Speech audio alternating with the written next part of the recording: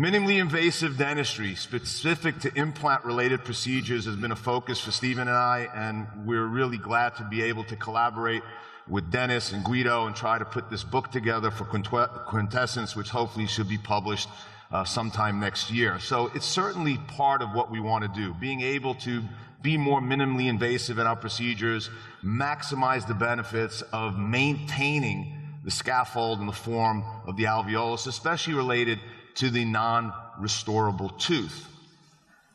We're going to be speaking a little bit of immediate tooth replacement strategies, something that was briefly discussed yesterday during the opening session. We're also going to talk about a concept that we have published on recently in terms of dual zone socket management, talking about what happens to the bone and what happens to the soft tissue and their impact.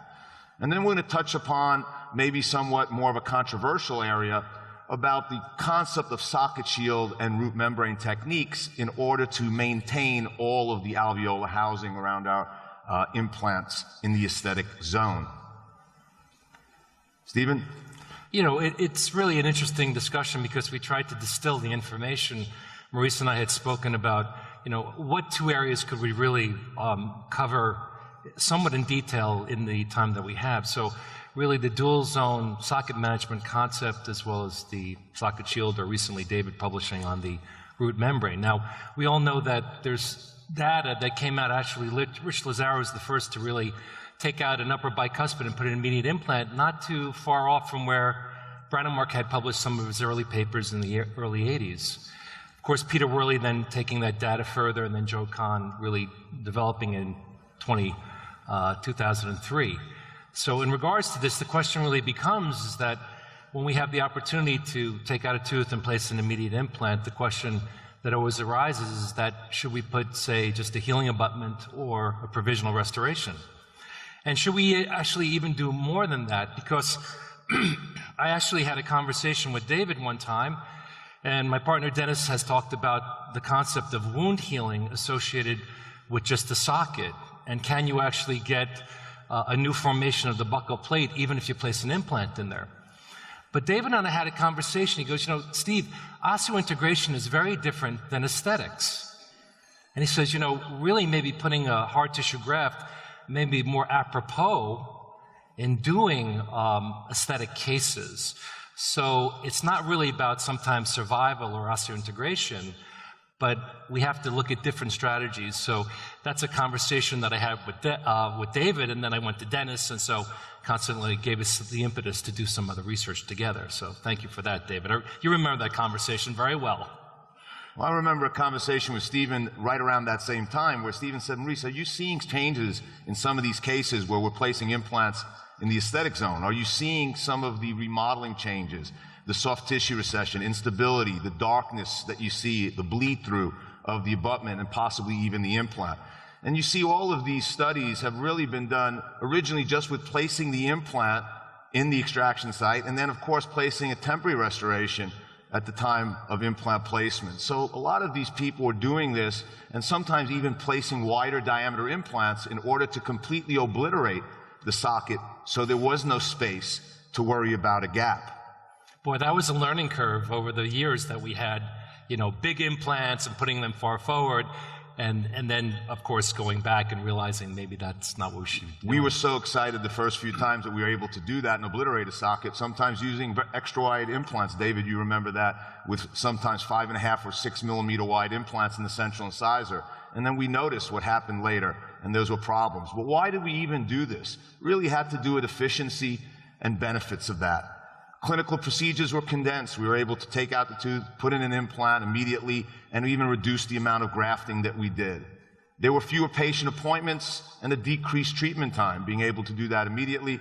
Increased patient comfort and satisfaction, not a lot of incisions and large flaps.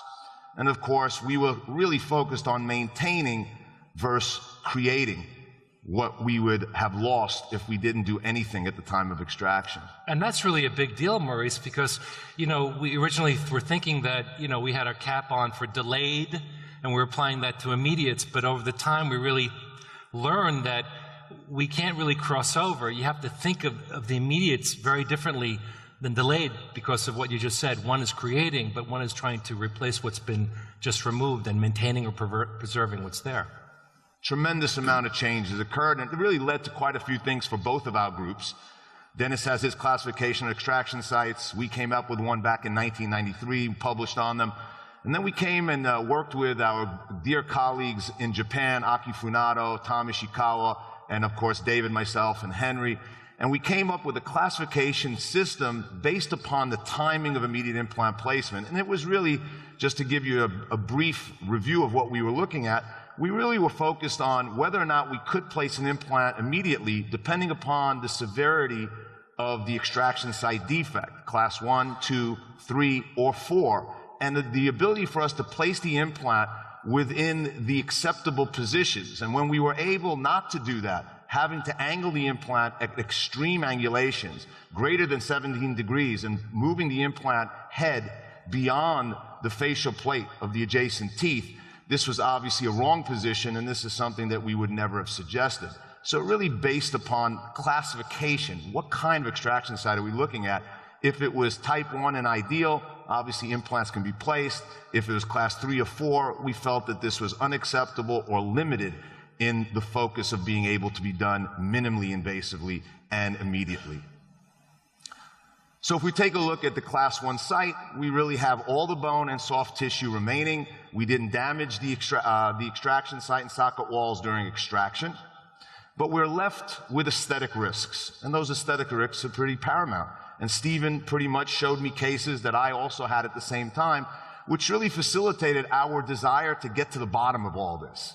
And Stephen, I think this was a big issue. What's going on here and why was it happening? Yeah, we had all these different situations that we would have different clinical scenarios, prosthetically and surgically, and sort of the combination. And it was actually a lab technician that identified that some clinical cases were easier to manage in the lab side and others were not. So it really gave us an idea to look further and closer to actually see what did we actually do for the patient, not just surgically, but prosthetically. And what was interesting is that since that time, 2006, when we first started speaking and then started to do the research over the next few years, quite a bit has come out in the literature. And just to give you a brief review, a lot of this information has come out since that time. And what we're seeing now is that you can depend pretty much on the fact that in the anterior region of the mouth, very often, 80 to 90% of the studies have shown 80 to 90% of the patients have very, very thin bone of less than 1 millimeter, and often very, very thin mucosal tissue of less than 1 millimeter. So you're dealing in the predominantly high number of your cases with a higher risk in terms of resorption, remodeling, and a contraction of the ridge. Aesthetics, obviously for us, if we look at all of these studies that were done over time, looked at the contraction of the ridge, except for Dr. Block in his study, and they basically looked at flapless placement and an intact socket. What would we do? Well, positioning of the implants today, we're placing the implants more towards the palatal side. We're going to also use more of a smaller or standard diameter size implant. We're no longer going to the extra wides. Rarely are we going to place an implant larger than a 4.7 millimeter. When the implant is placed with good immediate torque insertion values or Ostel readings, we can use a provisional, non-functional restoration. Stephen will talk about that in just a moment. We're always placing bone graft in the gap. We'll also allude to what kind of bone grafts we're using and what could possibly be an issue for you. And then really leaving this as a question up in the air. You saw Sonia talk about this a little bit yesterday. We've been doing quite a bit of research on the role of connective tissue grafting as a substitute for some of the things that we have been doing to compensate for the remodeling that we know we're going to have. What's interesting is that Mike Block actually looked at recession, but the newer studies clearly show that collapse of the ridge is very hard to manage. And we all learned that from Penn, from Marty Weisgold, those of you who went to Penn, that crown contours can actually manage a lot of the midfacial recession issues through under contour. But that's not really the whole story. When you get collapse, it becomes very difficult to manage, and you can obviously get discoloration and other issues with it. So if we actually start looking at the whole concept, when we talked about how can we put all this information together, what we were actually doing for our patients, what we saw clinically, the bottom line is that we actually wanted to measure cases much more involved. So we actually went back and looked at patients, and the key criteria in working with Team Atlanta from New York and the Sonic Heroes down in South America, and I helping us with Christian Steppert on doing the statistics, was that we wanted to look back at cases retrospectively, and it was published in Ron Nevin's journal fairly recently. And the point was that we wanted to look at outcomes based upon what we provided for the patients.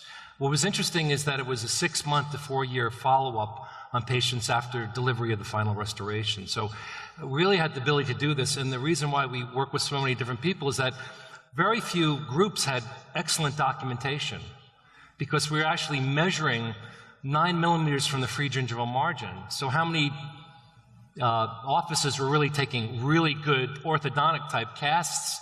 So of course, Maurice, having his orthodontic background and knowing how to take good casts, he was the first person I called, and we could get documentation. And most people had documentation, but only the first couple millimeters around the free gingival margin, which for us was not as relevant. So that's basically how we did it. And it was quite a bit of research, quite a bit of numbers and digital calibers being used to get the most important information we could on a number of different casts over an extended period of time.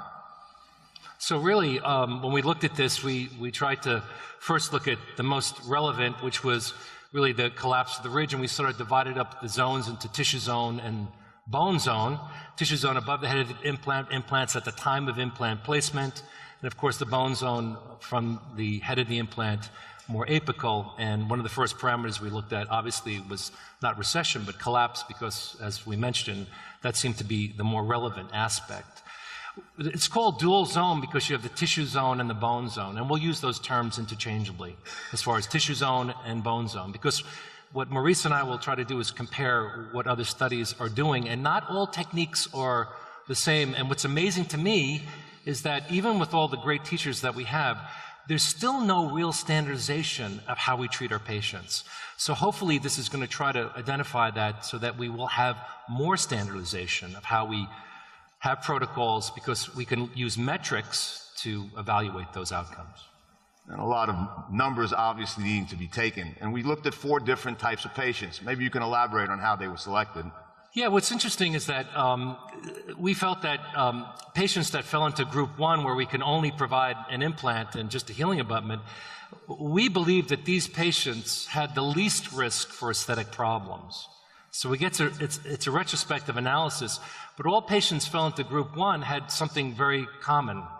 They all had a thick periodontal phenotype or biotype, and we felt that there were least risks for aesthetic problems. One of the other factors why we didn't put a temporary is that, as Maurice suggested, that low insertion torque or a poor occlusion. So those were basically patients in that group, and we just gave them an excess retainer. But we did have groups of patients that only received the provisional restoration, not unlike what Joe Kahn and Peter Worley had reported. Then group 3, where actually Maurice had a lot of these patients in this group, where he was able to provide the bone graft only with somewhat of a contoured healing abutment based upon the implant position. In group 4, where we were able to provide a full provisional and a bone graft. Well, so basically, these are the groups. One of the problems I suggested to Steve about group 3, and the reason I had to do a lot of these kind of cases, is David and Henry are typically not in the office when my patients are having surgery done. So, and that's clinical reality. That's a referral-based practice, and that's not uncommon. Exactly. So, yeah, and so this was really clinically relevant, because this is probably what most people are doing in their office, and so are we.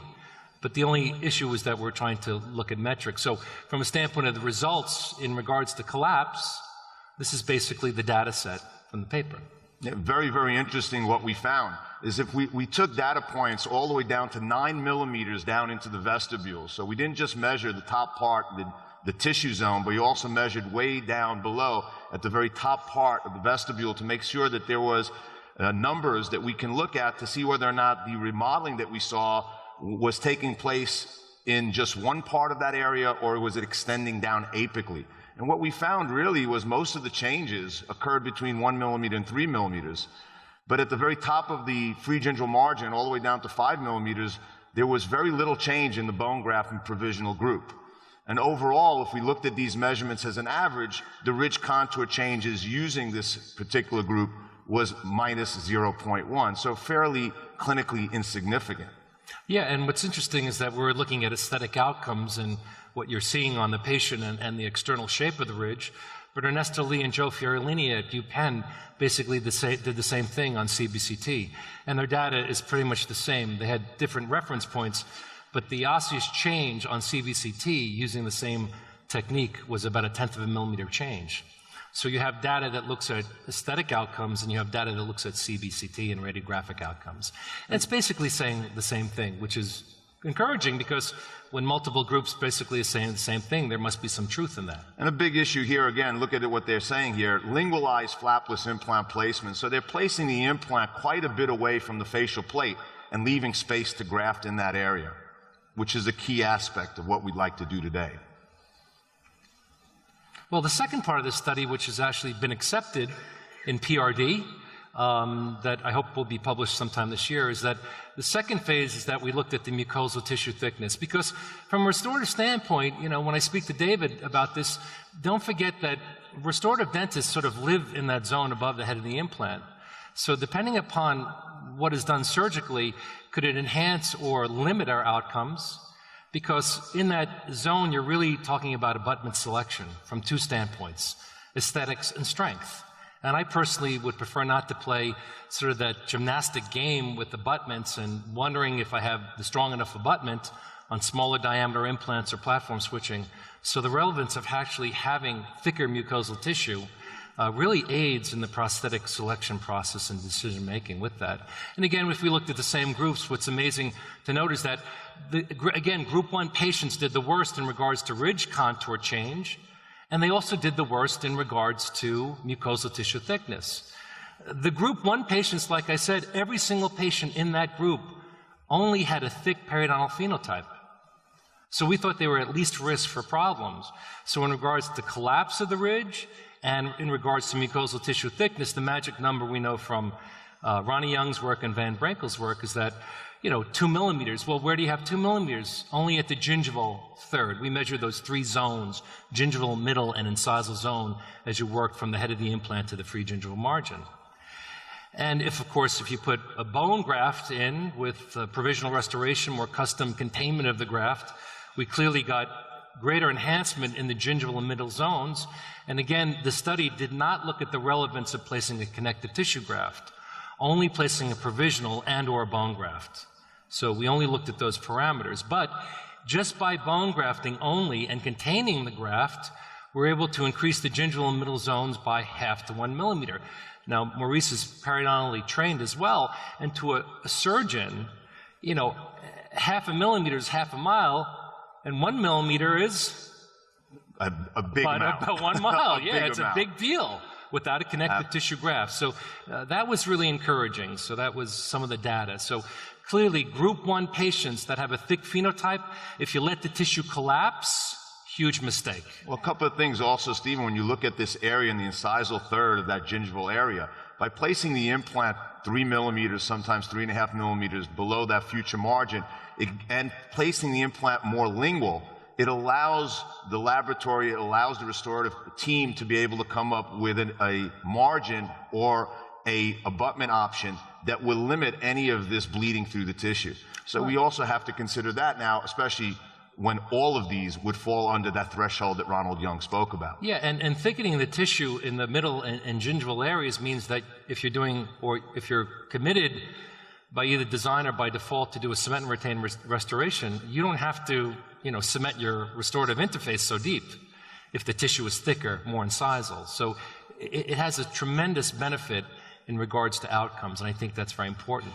But I'd like to spend just a couple minutes explaining the differences in technique, because they're not all the same. I would hear, say, one of my friends, Iñaki Gambarina from Spain, who's a terrific surgeon, he always did a bone graft and always placed a connective tissue graft. Same with Joe Kahn. But if you really read the literature, there is a difference, and I'm going to like to take the opportunity to describe that.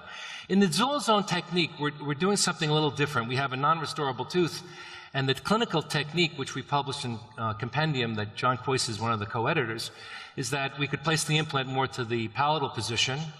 We would then make a provisional restoration first, because it's a little different strategy, because we want to make the provisional restoration first because after doing that, we will then put a flat contoured healing abutment that allows access to the gap where we then can place the bone graft. But the difference is that we're placing the bone graft in the bone zone and the tissue zone, hence the dual zone technique in treatment of these patients. Now that's different than what Joe Kahn is doing, which I'll explain afterwards. So because we are placing the bone graft into the soft tissue, Dean showed that the other day as well, quite nicely, that it's important to make the temporary so that you don't disturb the graft. So that's how we sort of manage it, and a concept of the prosthetic socket seal that I learned from Paul Weigel from Germany. Now, how does that differ from Joe Kahn? And there's a clear delineation. If you read the paper, I reread the paper, I've spoken to Joe about it, because Joe felt that, well, maybe we shouldn't be putting bone where tissue is supposed to be. And that's not an unusual concept to grasp. So, I think we need to do a little bit more work in this area. But the difference with Joe Kahn's technique is that he would then extract the tooth, he'd place the implant more to the palatal side. He was here last year, and he eloquently showed he's going to get the smallest diameter implant and move it as far to the palate as possible. He was so cute last year. But he's placing the bone graft just in the bone zone, just to where the socket is. And then he would place his provisional restoration after shaping it and leaving it out of occlusion. Then he would do a split thickness flap and then place a connective tissue graft in the tissue zone. So there is a difference. They're not carrying the bone graft into the dual zone. So that's really the difference. Now, if you actually look at the metrics before treatment, this is just Joe, our data set in the purple, and Joe Kahn's data set in the red.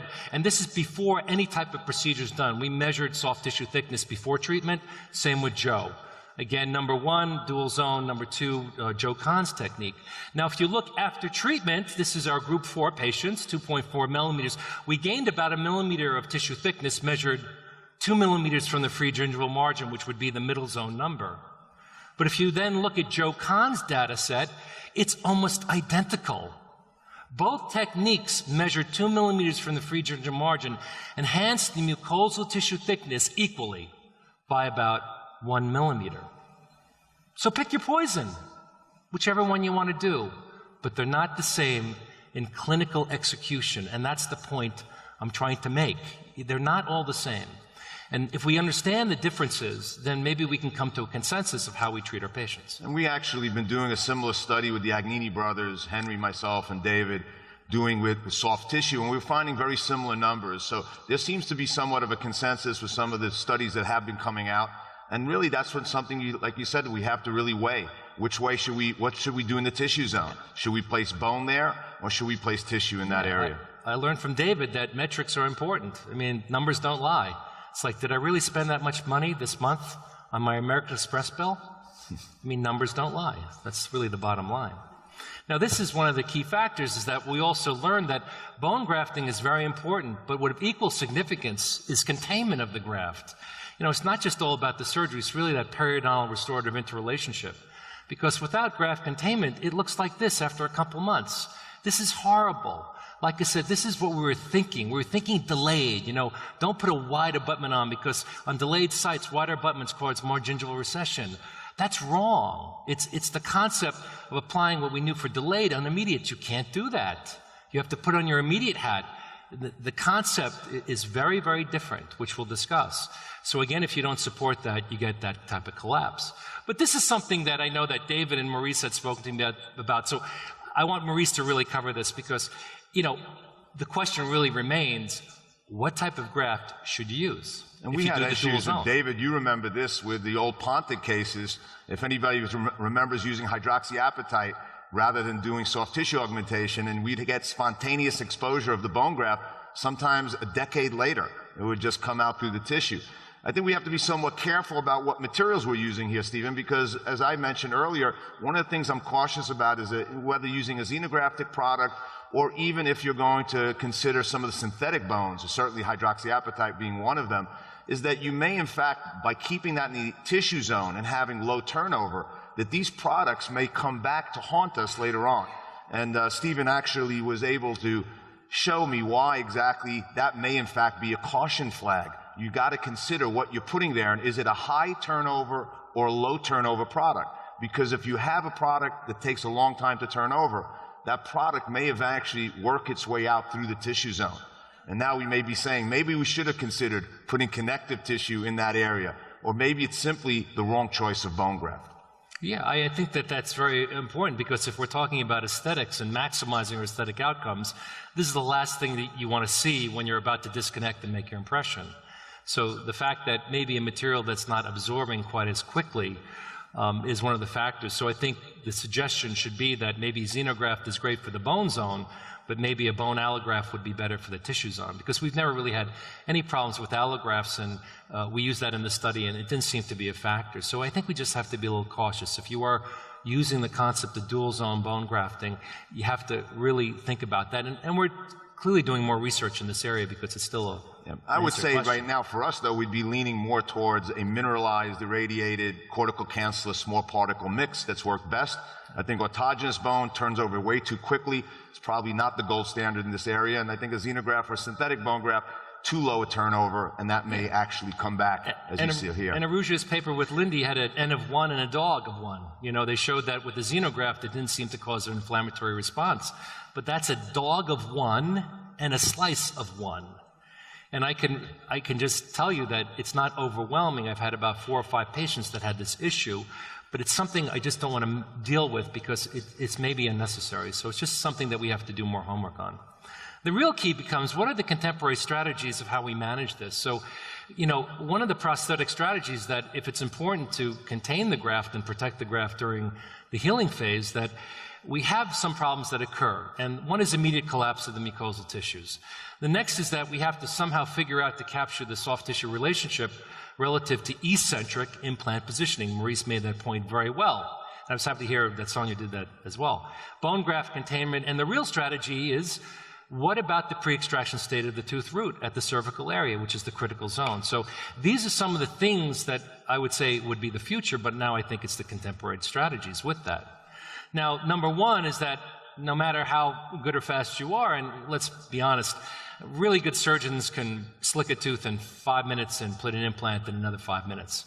That's 10 minutes. They can produce as much as we as prosthodontists for the next hour, making a temporary crown that looks good. Sometimes there's no justice in the world, but it is the way it is. But the bottom line, that's one of the things that happens. And so consequently, through implant placement and connection of all our components, the real restorative challenge is figuring out what that subgingival submergence profile should look like, going back and adding acrylic or composite. I learned, again, from UPenn, and we did a lot with the Nylon technique, so I just used acrylics. But that becomes the real challenge. How do we capture that pre-extraction state of the tooth root subgingivally? Now, I know Dean talked about that, which I'll go through a little bit later. Now, the bone graft containment's an interesting part, because there's a problem with abutments. There's actually a big problem. If the implant's placed eccentrically, then how in the world can you contain the graft with an abutment that's contoured that has a screw that's centrically located? Right? The screw comes out the middle. I don't care if it's a 1-piece or 2-piece, it doesn't matter. The problem is the following. You have a situation like this, palatal placement, centrically located screw, that's a big problem. Or how about this from, say, NEOS? Oh, we have an anatomic abutment. It's shaped anatomically. The problem is that the screw comes out right in the middle. So with eccentric palatal bias of implant positioning, how can you fit this? And I wouldn't certainly want to trephine out the palatal bone to get this to fit. And how would it contain the graft? That's the problem. And then, of course, what's really the strategy? The mantra that you should just remember is just replace what you just took out. What we learned with immediate therapy is that you really have to replace what you just removed, because the body will respond to the same anatomy that you just took out. And I think, again, Dean showed that very nice on this last case. Now, again, there are many studies that actually look at this in regards to actually using teeth, extracted teeth for temporaries. And what they basically did is the following, is that they looked at some outcomes of using that cervical area. The only problem is that not all teeth are ideal candidates for this type of technique. But the thought process is very good, and Jacopo Casanova was one of John Coyce's students. And he's a really great dentist in Italy. So they recently published something like this. But again, we can't always use these clinical scenarios. But that doesn't mean you throw out the baby with the bathwater. Now, Dean had also, like I said this, that you can use guided surgery so that you can actually come up with placement of the implant so that you can have this type of digitally designed tooth that you can actually then place and realign. He showed that eloquently the other day. And that takes knowledge and skill and planning involved. But again, the key element becomes we don't want to throw the baby out with the bathwater. We want to be able to conserve that cervical area. Imagine if you had something that was prefabricated. How many of you are using a prefabricated crown former? Imagine if you could take out a subgingival submergence profile former that you could take out of a box and put it right into the soft tissue to restore the profile of the tissue in its pre-extraction state. It would be prefabricated, would have the same SKU number, so it would be repeatable, and it would be consistent every time. And maybe if you had this component with the shell tooth, like Dean showed the other day, then if you had something that was prefabricated, it would be quicker and more cost efficient. That's really the strategy behind it. Whether you're using a digitally coded abutment or a full provisional restoration, the key element becomes the subgingival shape that would support the soft tissue profile. And yes, it would also compensate for eccentric implant positioning, either by design or by default. The only caveat is that the surgeon needs to be able to place the implant in the extraction socket. That was a little joke, my prosthetic, things, but that's the key element that's there. So we actually published some information, and I'm sending some of these shells to Maurice, and we make them in our own lab. It actually, I had to give my partner, Dennis Tarnow, to identify the problem. The problem is that Dennis came back and he says, Steve, you got to figure out a more efficient way to make it temporary, because if the temporary is important, surgeons don't want to spend an hour doing it for the restorative dentist. They want to look good in front of the restorative dentist, but they're not going to spend an hour because they can't charge for it. But would you spend 5 minutes on making a custom healing abutment that would make you look like the superstar in front of your restorative dentist? Probably. So that was really from Dennis and then Adam, our technician, figuring out the solution. They come in all specific sizes. They're all tooth specific, so you can pick whatever tooth you want, and they also come in a digital flavor as well. So the whole concept is that prefabrication, could I take it out of a box? Would it save me some time? I mean, how much would you spend for something that would save you a half an hour of time? So that's really the whole concept behind it. Let me just take you through a quick case, and then Maurice will finish up with some of the other aspects. Here's an example, a perfect example. A patient unfortunately fell over the handlebars. And in this situation, he had sort of a delayed site on the left central, and we're going to do an immediate site. Obviously, he has some problems of this tooth over here, so we're going to deem this to be a problem, and we're going to extract it. But we don't extract it now. We let it heal, we build up the tooth, and we do Joe Kahn's technique of just doing sequential implants because they're going to be one next to the other. The good news is that that implant had healed. The bad news is that it was treated as a delayed. And now you have the ability to look at one site versus the other, one treated 10 years ago by somebody else as a delayed, the other one as an immediate on the same patient. Build up the tooth. Again, he still felt that this was a problem. He just said the tooth doesn't feel right, but the key was to get him beyond the healing phase so that we could have the normal architecture so that when we do an immediate now, that we'd be able to capture all the soft tissue shapes. So again, atraumatic tooth removal, sever all the supracrestal fibers, place the implant more to the palatal side, as seen in this situation, and again, we have collapse of the mucosa. That happens very quickly. Again, we take the shell. Now, this is in disclosure, it's going to be a project with Zimmer and Biomet. They're actually going to be producing this sometime this year, and we just call it the iShell, immediate implant shell. It basically restores the collapsed soft tissue to the pre-extraction state. The critical element in regards to the prosthetic design. It comes in a venti. It means the following, that you can actually, shorten the apical part and make it into a grande or a tall. It's really not that hard. It depends on if you place the implant 3, 3.5, or 4 millimeters from the midfacial free gingival margin. So it gives you all those abilities to do that. And the key element, it's going to support and bring that soft tissue back to its original state. And the only issue is that components for the use of this has to be somewhat contoured and flattened out so that it doesn't impede seating of an implant temporary cylinder with the shell. The beauty is that each thing is captured independently of one another because of all the problems that I alluded to. And whether you're using, flowable, composite, or acrylic, I'm just sort of an acrylic guy, so the bottom line is that I'm going to use acrylic, glue the two pieces together. If you're a surgeon, cut it off at the pregingival margin, give the patient an Esthetic retainer, or make a full tooth. And in this situation, since I'm prosthodontist, I'm going to make a full tooth out of occlusion. Again, the concepts with contour, it's really all about implant location. I've had discussions with David and Lyndon Cooper about it, and when I finally realized that they didn't agree, but they were talking about different placement. I remember being at a meeting with David, and Lyndon Cooper was lecturing, and we had some discussion about that. But what I finally realized is it's all about placement. If you place the implant too far to the palate, if you place the implant too far to the labial, you're going to have a problem. You're going to have to under-contour that restoration, and you could have recession. So poor placement to the buccal, we know, is a big issue. If you're doing Lyndon Cooper's technique, where you're placing it more to the palate, you need more convex contour to actually push the tissue. So really, prosthetic design and restorative contour is all dependent upon the surgeon. It's really up to the surgeon to place the implants for us. If you have the shell, then the key element becomes each piece is placed independent of one another. So if you place it more to the palate, you got to add more acrylic or composite to the buccal. If the implant's placed more to the buccal side, you have to add less. It's really about implant position in many different spatial relationships as well as vertical. So again, in this situation, depending upon where you place it, again, some surgeons place them a little differently, the shell will always give you the right amount of contour because the soft tissue is captured independent, and it also can compensate for angulation issues. So this is just an example. Each piece has to be dealt with independently. Again, all the work is done. The subgingival, that's the real meat. That's what's doing all the work. That's the real periopros piece, where at this point in time, if you just want to cut off the top, you can just do a custom healing embellishment. Great for a referral-based practice. Or just put the tooth on top of it. All the work is done at the subgingival. You now have the anatomy. I've now mimicked what's been extracted.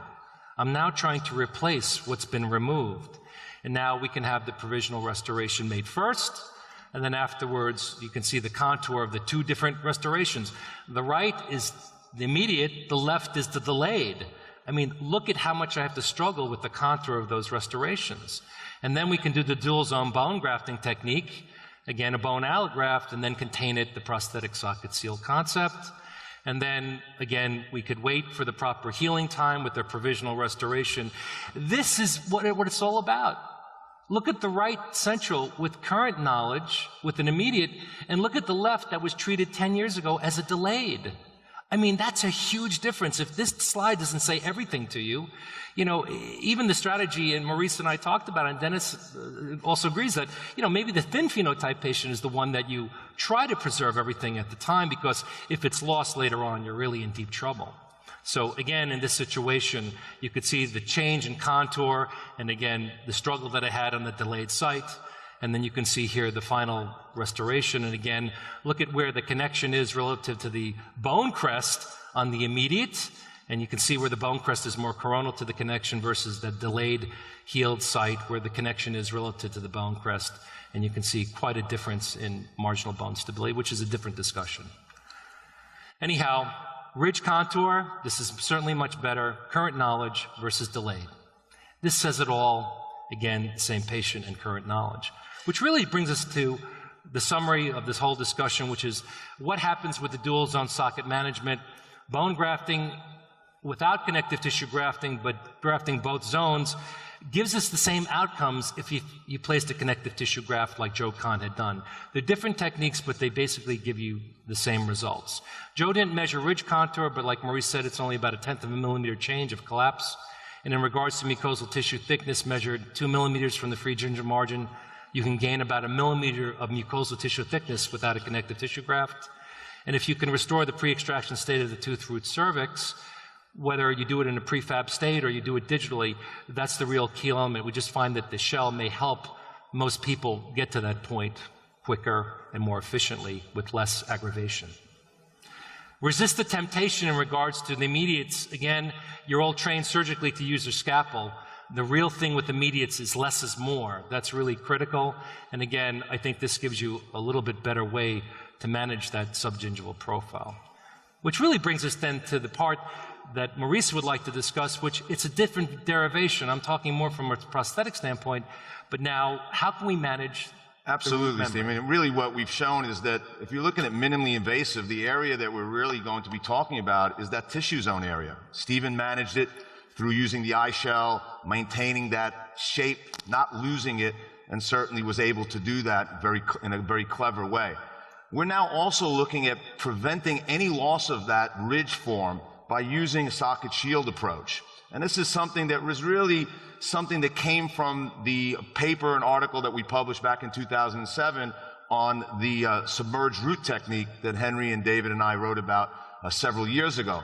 Marcus Herzer and Otto Zur and their group then came about this idea, which is slightly a takeoff of what we did. Rather than maintaining the entire root to support a pontic, they suggested leaving behind just a small piece of that labial part of the root. Now, this is a rather smaller piece of the shield, but the shield can extend about 1 millimeter of the root all the way down to within close proximity of the apex. And the idea behind that is by keeping this root, you're keeping the attachment, the periodontal ligament, the vascularity to this piece of the labial plate, and it's undisturbed, placing the implant then behind that area. And we've looked at these techniques, the root membrane technique. David was part of this article that was recently published in the JOMI, just on a similar concept utilizing this same root membrane technique. They looked at 46 cases over 5 years, and they had a 100% success of the implant placement and in terms of osseointegration and implant success. Henry first talked about this with Stephen and I. He said, if I'm going to use this technique, I'm going to predominantly do it when I'm trying to deal with an ankylosed and resorbing tooth, because we know how challenging it can be to extract it, and you can cause a lot of damage. And really, we want to maintain a minimally invasive approach that we've talked about. So if we take a look at this concept, what we're really trying to do is, if the tooth has not started to become submerged during the growth cycle, it's a very good idea that you can utilize this technique for an ankylosed tooth. But if you have a submerged ankylosed tooth, then you really probably aren't going to be able to go with that route. In this case, more than likely, you're going to have to take out the tooth and regenerate the ridge. If we take a look at Catherine, a patient I treated with Dr. Garber recently, she had a resorbing tooth. She was very concerned. She was told it had to be removed, and she had some pain and discomfort as this area started to invade the pulp chamber. If you take a look at this patient, she was also concerned about the aesthetics, and the cone beam CT showed a very, very thin labial plate of bone. We were concerned also with a large incisive foramen that we may have to deal with in terms of implant placement, leaving us with some surgical risk. And what we decided to do instead here is to utilize socket shield approach. I'm just going to take you through, from in terms of minimally invasive approach, how we do this. This is completely different than taking out a tooth and extracting a tooth. We cut the tooth off, as you saw here, utilizing diamond burrs. We then enter into the area of the resorption and into the root canal space using a Fisher burr. We then have to use extra long and extended diamond burrs. These were a set of burrs that Aki Funato, a colleague of mine who published with us, had these burrs for actually initially for implant site preparation in very, very thin ridges. And they absolutely worked very well for these indications, because you had depth markings that allowed us to correspond to the length of the root with the length of the burr. So I knew exactly how deep I was going, and I would section this down to the apex, as you see here. And what this did is it facilitated my ability then to release in the periodontal ligament space using a periotome tip on a piezo art unit, and then utilizing extractors or luxators to then infracture away from the palatal of the bone into the space I created, minimizing any damage or trauma to the surrounding palatal or interproximal bone. And I was able then to take this piece of the root that was remaining out, leaving behind what we call the shield. Once we have the shield out, and you can see how this extended down about 10 millimeters, you can see that these burrs extend down to about 15 millimeters. We now have about a 2 millimeter shield that we have to deal with. Well, what we want to do is shape that shield and cut it down to about 1 millimeter, utilizing diamond burrs with copious irrigation. Once this is done, I'm then going to go ahead and place my implant. like I would in any indication, including an immediate case. I'm going to go ahead and place it towards the palate. I want to screw retain possible restoration, and I want to make sure that I leave a space between the front part of the implant and the root shield. I'm then going to go ahead and round off that area, and I want to take, unlike the submerged root technique where we left the root 1 millimeter above the bone for the connective tissue attachment, we want to cut this down even with the crest of bone. We're going to use a round burr, and because I don't have extremely adept skills anymore at prepping teeth, Stephen, I don't want to damage that thin tissue that you showed so nicely in the research that we did in the tissue zone. So we use these small shields that David was able to turn me on to. This helped me retract the tissue on the labial carefully and then be able to prep this down without damaging that very thin, unfriable gingival tissue at the incisal third of the tissue zone. So we start to take this down, protecting it, and then as I get closer to bone, why is it so important? What you're seeing is in the mirror with this shield in, if I don't take a close look at this, I could have left behind this little ledge of root, and this would have been a potential complication down the road. It could have perforated the flap, it could have become exposed down the road. So it's very important that you're able to, with loupes or magnification, take a close look, make sure you remove any of those ledges of the root. So now what I have is I have the root cut down to the crest of bone. I have only 1 millimeter of root remaining. This is the tissue zone, 3 millimeters above the remaining root shield. You can see the depth placement, approximately 3 millimeters. I'm probing down to what's remaining of the root shield. I place my implant. I leave the space here so I can place a bone graft in there so I can get osseointegration all the way around the implant and leave this shield behind just to maintain completely the ridge form. Bone graft here, mineralized irradiated bone, cortical cancellous, small particle mixed with plasma-rich and growth factor, Dr. Anitwa. We utilize the bird beak condenser so I can pack that bone gently, not like an amalgam, but slowly and gently down into that space. Once this is in place, I then want to seal that area. I'm not going to do an immediate temporary. I didn't have, again, I'm not really very good at the restorative phase. I didn't have David or Henry available that day for me. The healing abutment is placed, and we do want to seal that bone graft. And, you know, Stephen showed it being done prosthetically or with the eye shell. I show you it being done, in this case, with a plug of PRGF. A crisscross suture, I use a tooth-borne transitional appliance. This is an Esthetic retainer with a denture tooth, 1 crisscross mattress suture. And the patient came back 4 or 5 months later. David temporized the case. She doesn't live in Atlanta. And we just recently received these slides. You can see very, very much being able to maintain all of this contour. The temporary was removed. You can see that this has been maintained completely, very nicely. And the temporary restoration after 5 months, you can see a very, very nice maintenance of that ridge form because we did not lose the tooth fragment. The tooth fragment supported the bone, the periodontal ligament, and the attachment in that area. So this is really a new concept for us. And if we really take a look at all of this from the standpoint of summarizing it all as we conclude the lecture, from a minimally invasive standpoint, Stephen, I think that we were really, the big issue is how are we going to handle the tissue zone? And for us, the suggestions of the socket shield and root membrane technique would be in cases where an ankylosed or resorbing tooth is in the anterior region and it hasn't started to disappear apically on us. When extremely thin bone and soft tissue remain in a highly aesthetic region, I think these are areas that this particular procedure may be minimally invasive and highly valuable. Future considerations related to technical aspects have you just shown. We have to learn how to do this procedure. It takes a new armamentarium, and we really have to continue to monitor our long-term results. There's no question for us that the big issue is in the tissue zone.